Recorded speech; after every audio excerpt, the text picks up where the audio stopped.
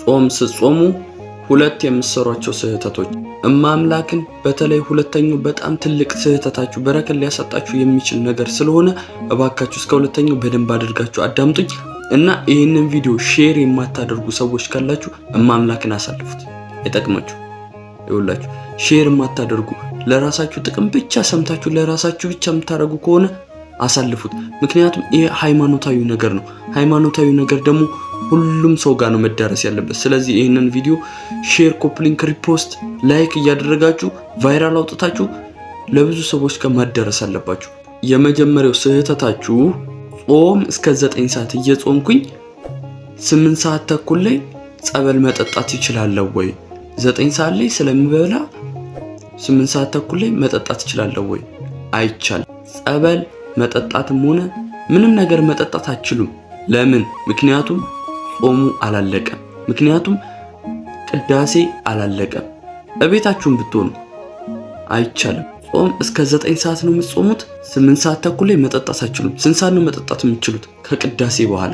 ከቅዳሴ በኋላ ተጠጡና ከዛ በኋላ 30 ደቂቃ ቆይታችሁ ምግብ ትበላላችሁ ማለት ነው። ስለዚህ ይሄንን ስህተታችሁን ማስተካከል አለባችሁ። ሁለተኛው ስህተታችሁ አሁንስ ጾሙ ከመቼው ነው የሚደርሰው? በመድኃኔዓለም ባለፈው ሰኔ ጾምን 1 ወር ከምናምን ጾምን። የፋሲካንም ጾም 2 ወር ከምናምን ጾምን።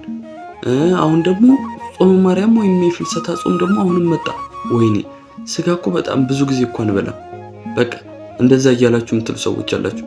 ይኸውላችሁ ጾም እኮ ከስጋ ብቻ አይደለም የሚጾመው፣ ወይም ጾም ካለው ነገር ብቻ አይደለም ጾም የሚጾመው። ቆይ ጾም ለምንድን ነው የምትጾሙት? እግዚአብሔር ጾም እንድትጾሙ ያደረጋችሁ ለምንድን ነው?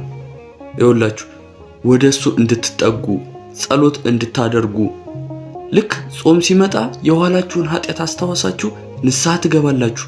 ከዛ ወደ እግዚአብሔር ትቀርባላችሁ ማለት ነው። ወደ እግዚአብሔር ቀረባችሁ ማለት ደግሞ እናንተ በረከት አገኛችሁ ማለት ነው። ስለዚህ እባካችሁ እንደዛ አይነት አስተሳሰብ ካላችሁ እባካችሁ ያንን አስተሳሰብ ቀይሩ። እንደዛ የምትስቡ ከሆነ ቶሎ ብላችሁ ንስሐ ግቡና አሁን ጾመ ማርያም መጥቷል አይደለ? በሰላም በፍቅር በጤና ጾመ ማርያምን ጾሙ። በተለይ ሱባኤ የምትገቡ ሰዎች እባካችሁ ንስሐ ግቡ። ንስሐ ያስፈልጋችኋል። ሱባኤ የምትገቡ ሰዎች ንስሐ ገብታችሁ ነው ሱባኤ መግባት ያለባችሁ። ምክንያቱም ጸሎታችሁ እንዲሰማላችሁ ማለት ነው። ስለዚህ ዛሬ በዚህ ቪዲዮ እንደተማራችሁበት እርግጠኛ ነኝ። እናንተ ሼር፣ ኮፒ ሊንክ፣ ሪፖስት እያደረጋችሁ ለብዙ እህት ወንድሞች አዳርሱልኝ እና ከአንድ ጀምሮ ጾመ ማርያም ወይም ፍልሰታ ትገባለች አይደለ? ስለዚህ ሁላችሁም ኮሜንት ላይ ጾመ ማርያም ጾመ ማርያም ጾመ ማርያም እያላችሁ ሁላችሁም ኮሜንቱን አጥለቅልቁት። ቢያንስ ከ2000 በላይ ኮሜንት መጻፍ አለበት።